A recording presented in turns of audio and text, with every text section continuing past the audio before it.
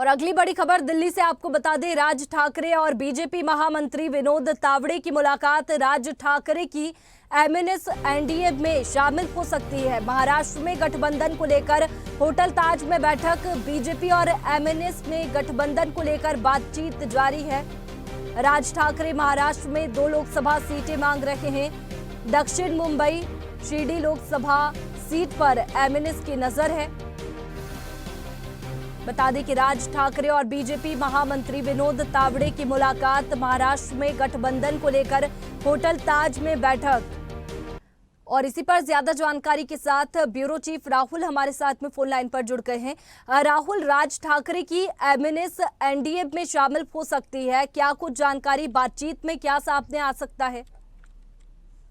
हम पहले से ही बता रहे थे अपने स्वदेश पे कि राज ठाकरे एनडीए में शामिल हो सकते हैं। जिस तरह से वार्तालाप चल रही थी, देवेंद्र फडणवीस की मुलाकात हो रही थी, राज ठाकरे से बराबर मुलाकात होती चली, तो उसकी संभावना लगाई जा रही थी कि कहीं न कहीं एनडीए में शामिल होंगे। और एनडीए को भी एक बड़ा मराठा चेहरा चाहिए था। एकनाथ शिंदे तो चाहिए थे, लेकिन उनसे भी बड़ा चेहरा चाहिए था, तो उनसे बड़ा चेहरा राज ठाकरे थे। तो उसको देखते हुए दिल्ली बुलाया गया और दिल्ली बुला के उनको एक सीट जो मुंबई की साउथ की सीट है वो मिलने की संभावना है। लेकिन एक सीट की बात नहीं है वैष्णवी, यहाँ पेच फंसा हुआ है कि मराठाओं का एक बड़ा चेहरा चाहिए था बीजेपी को। तो उसको देखते कहीं न कहीं अगर राज ठाकरे अगर बीजेपी एनडीए के घटक दल बनते हैं, अगर मन से शामिल होती है, तो कहीं न कहीं उद्धव ठाकरे के खिलाफ खड़ा करने के लिए एक चेहरा मिल जाएगा बीजेपी को। तो बीजेपी के लिए बहुत बड़ी सुखद है। जितना राज ठाकरे को फायदा नहीं होगा उतना बीजेपी को फायदा होगा राज ठाकरे के आने से। तो राज ठाकरे को एक सीट मिलने की संभावना है साउथ बॉम्बे का, जो south Bombay high profile seat मानी जाती है।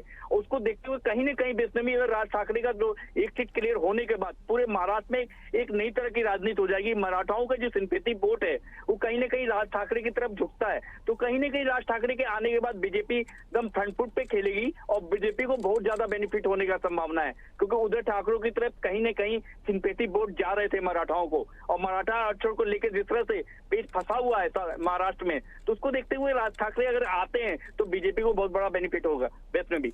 बिल्कुल राहुल, बीते दिनों देखा कि मराठा आरक्षण तूल पकड़ता जा रहा था और इस बीच अगर राज ठाकरे बीजेपी में आते हैं तो बीजेपी को तो बेनिफिट होगा, लेकिन जो दूसरी पार्टियां हैं और वहां के प्रत्याशी हैं उनको ठोस रणनीति बनाने की जरूरत होगी।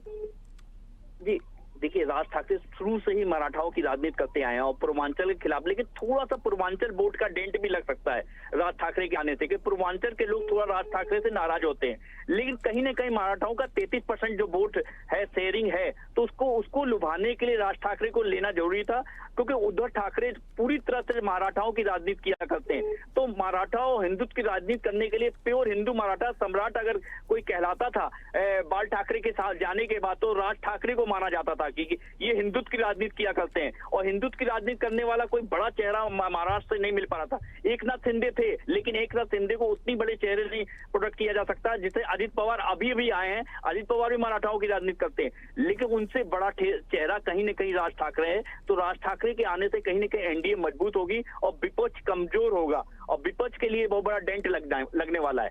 चलिए राहुल, शुक्रिया आपका तमाम जानकारी के लिए।